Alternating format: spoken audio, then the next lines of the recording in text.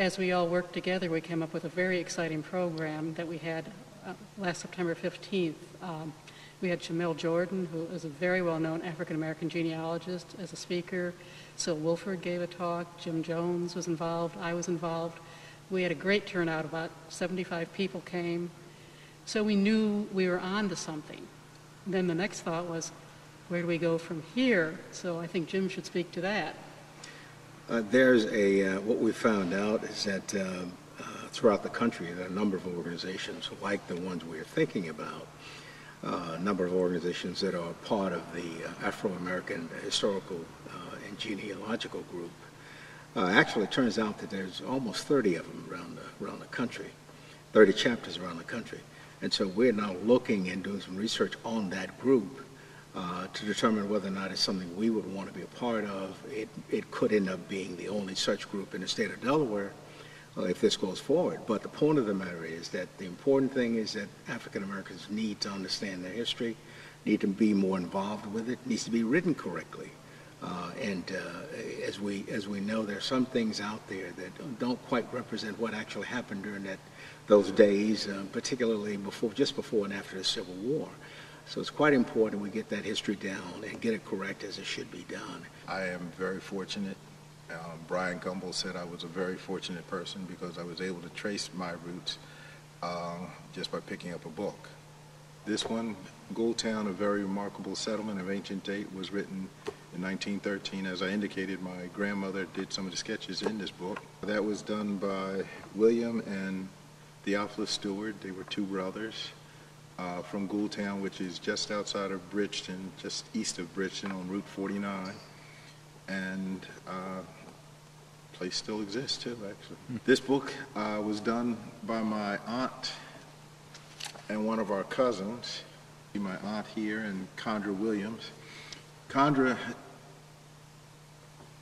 has a niece that lives here in Delaware, for those people that may know Dr. Jean Nutter. And something happened where, I was on a news article in the News Journal, and she said she needed to talk to me, and we got in touch and found out our respective aunts and uncles collaborated to put this book together.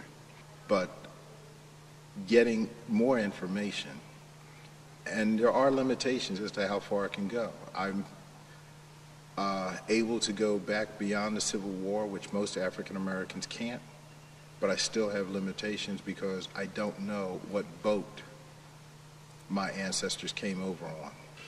Probably the most important part of that is not really the details, but it's really the involvement of other African Americans into the genealogy process. One of the major problems of African Americans in the country is that there's not a lot of history, a lot of known history about their families. It's important that they know that. It's important to know what they did in life, how they were treated in life, where particularly they came from. Did they come from Africa, as we tend to believe, or did they come from the islands? For myself, just knowing. I know where I came from, who I came from, the struggles. Part of the things that in doing genealogy, I have to study a little bit of the history of the area that the people were living in. And I found that I have a better understanding of what life was like. I can respect my ancestors to a greater extent. Example, my grandfather had a 6th grade education. His father didn't learn to read and write until he was in his 20s and in the U.S. Army as a Buffalo soldier. My grandfather and grandmother made sure that their eldest 3 kids got to high school, when many kids, once you got past 7th grade, that was it.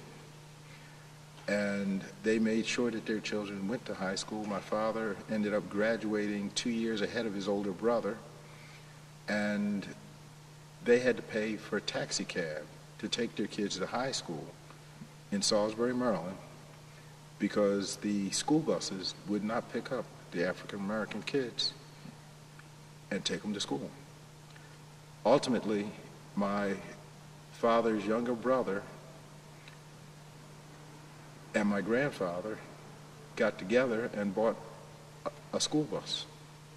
And from that, my uncle now has 6 school buses that he runs for the county of Wicomico County, Maryland. We are, at this point in time, in touch with the national organization by the same name, by the way, African American Historical and Genealogical Society.